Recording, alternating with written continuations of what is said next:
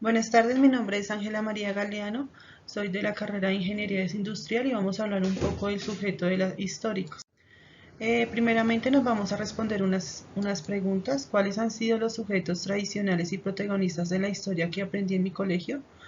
Bueno, primeramente construimos historias y estas se caracterizan de manera que se colocan por encima del resto de la humanidad.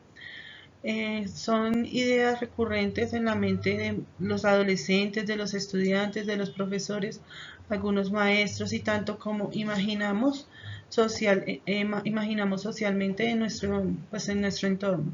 En situaciones que recoge la literatura, especializados en didácticas de la historia y hemos palpado en la práctica de la docencia y en países hispanoamericanos la importancia de las historias. Como vemos, los sujetos que observé en el colegio, pues somos los maestros, nosotros como adolescentes y pues la comunidad educativa que existe allí. Por otra parte, si hacemos un breve recorrido de la finalidad de la historia en la escuela, encontramos el primer lugar dominante de la historia nacional. Esta visión de la historia fortalece la idea de la nación, entendiendo en cómo la comunidad del hombre que comparte una historia y una cultura es la condición básica para existir de cualquier nación y uno de los principales elementos para la formación de la concientización nacional frente a la idea y tradiciones de la historia dedicada a la conservación y transmisión de los contenidos culturales de una generación y otra con el fin de mantener la integridad, consecuencia y sobrevivencia del grupo social. Por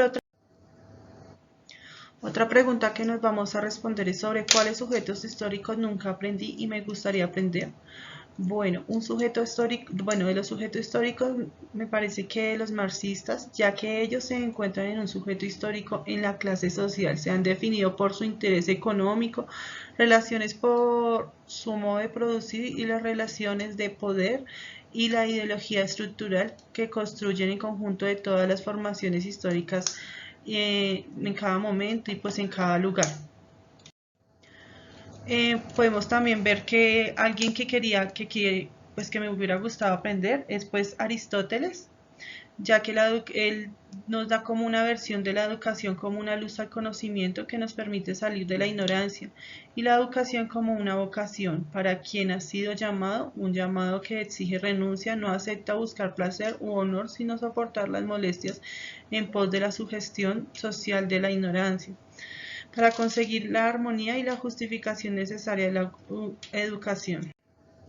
Eh, si tuviéramos una oportunidad de recrear una historia de mi contexto social sobre el contexto histórico, ¿cuál realizaría? Pienso que narraría la historia de la escuela, entre la escuela y la vida cotidiano, ya que pues allí presentamos varias historias que, frente a los compañeros, frente a los docentes, y hace que la ciencia y la escuela frente a los intereses de los estudiantes es un es impredecible. Abrir las puertas de la escuela y vincular a más vidas cotidianas de los estudiantes es una perspectiva que podríamos preguntar, tal como se pregunta un niño cómo sería la escuela si yo no estuviera. Eh, en el contexto surge la construcción de la historia colectiva e individual, la historia vocacional, la comunidad en el barrio, como estrategia de abordar un estudio de la historia, aportando importantes elementos para trabajar con nuestros estudiantes y la construcción de la historia individual pues, en la vida de cada uno de ellos. ¿Cuál, ¿Cuál es la importancia de recrear la historia de un sujeto histórico como aporta la restricción social?